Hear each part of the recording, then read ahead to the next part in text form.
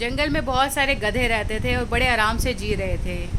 एक दिन लोमड़ी ने देखा उनको और उसके दिमाग में एक शरारत आई। उसने सोचा कि चलो क्यों ना मैं थोड़ी मस्ती कर लूँ इनके साथ। तो वो गधों के पास गई और उसने बोला कि भाइयों, मैंने ना अभी अभी सुना है कि जो तालाब में मछलियाँ रहती है ना, कल सुबह तुम्हारे ऊपर आक्रमण करने वाली है। अब गधे तो बेचारे गधे ही थे। उन्होंने आव देखा ना ताव देखा, ना किसी से बात करी ना कुछ, और डर के मारे गांव की तरफ भागने लगे। अब वो बहुत तेज़ी से गांव की तरफ भाग रहे थे कि वहाँ से एक धोबी निकल रहा था। धोबी ने देखा इतने सारे गधे गांव की तरफ क्यों आ रहे हैं। उसने गधों को रोका और पूछा कि क्या बात हो गई तुम्हारे साथ। तब गधों ने कहा कि आपको नहीं पता, जो पड़ोसी तालाब की मछलियाँ हैं ना, हमारे ऊपर कल सुबह आक्रमण करने वाली है। तुम अपनी जान बचाने के लिए गाँव में आ रहे हैं। धोबी बहुत समझदार था। उसने बोला कि मेरे रहते तुम्हारे साथ कोई कुछ ऐसा नहीं कर सकता, मैं तुम्हारे प्राणों की रक्षा करूँगा।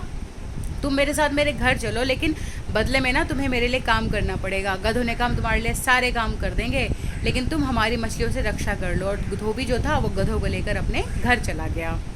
बस वो दिन और आज का दिन है कि गधे इसी विश्वास में जी रहे हैं कि उनकी रक्षा जो धोबी है वो मछलियों से कर रहा है, तभी उनकी जान बच पाई है। और जो धोबी है वो अपना काम निकाल रहा है। आज के समय में भी बहुत से लोग हैं जो गधों के समान है, जो इस विश्वास में जी रहे हैं कि जो सामने वाला है वो उनकी मछलियों से रक्षा कर रहा है, और इसी रक्षा के बदले में वो उनके लिए गधों की तरह काम करने में लगे हुए हैं।